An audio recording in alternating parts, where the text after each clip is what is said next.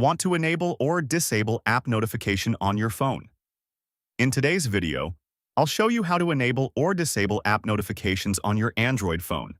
So, let's get started. First, open the Settings app on your Android device. Now, scroll down and tap on Notifications and Status Bar. Now, tap on App Notifications. Here, you'll see a list of all the apps installed on your phone.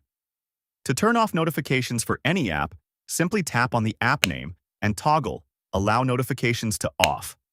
If you want to enable notifications, just turn the toggle on again. You can also customize notifications for each app.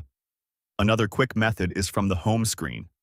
Just press and hold the app icon, tap on App Info, then go to Notifications and manage it from there. This way, you can fully control which apps can send you notifications and which ones stay silent. And that's it. If you found this video helpful, don't forget to like, subscribe, and hit the bell icon for more useful tips. Thanks for watching, and I'll see you in the next video.